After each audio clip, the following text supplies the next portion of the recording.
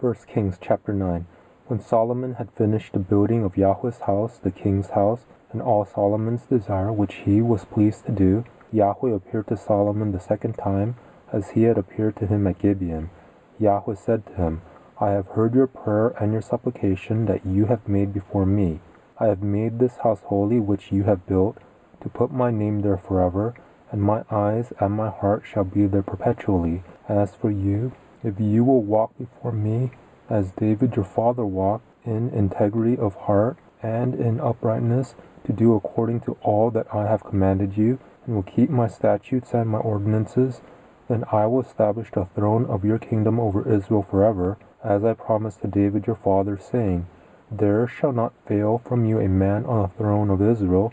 But if you turn away from following me, you or your children, and not keep my commandments and my statutes which I have set before you, but go and serve other Elohim, and worship them, then I will cut off Israel out of the land which I have given them, and I will cast this house which I have made holy for my name out of my sight, and Israel will be a proverb and a byword among all peoples. Though this house is so high, yet everyone who passes by it will be astonished and hiss, and they will say, Why has Yahweh done this to this land and to this house?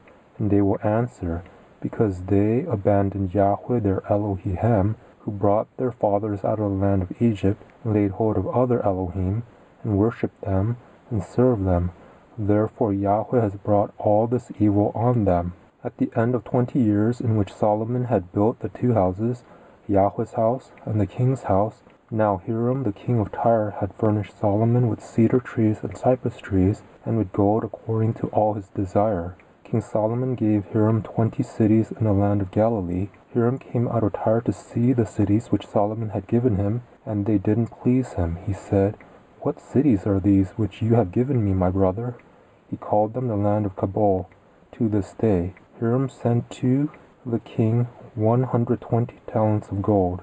This is the reason of the levy which King Solomon raised, to build Yahweh's house, his own house, Millo, Jerusalem's wall, Hazor, Megiddo, and Gezer. Pharaoh, king of Egypt, had gone up, taken Gezer, burned it with fire, killed the Canaanites who lived in the city, and given it for a wedding gift to his daughter, Solomon's wife. Solomon built in the land Gezer, Beth-horon the lower, Baalath, Tamar, in the wilderness, all the sword cities that Solomon had, the cities for his chariots, the cities for his horsemen, and that which Solomon desired to build for his pleasure in Jerusalem and in Lebanon, and in all the land of his dominion.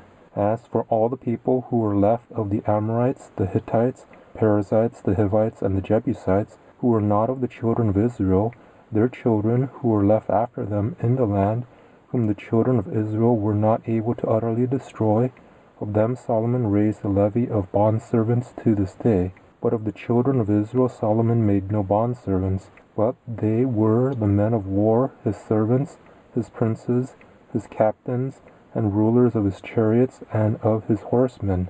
These were the 550 chief officers who were over Solomon's work, who ruled over the people who labored in the work. But Pharaoh's daughter came up out of David's city to her house which Solomon had built for her. Then he built Millo.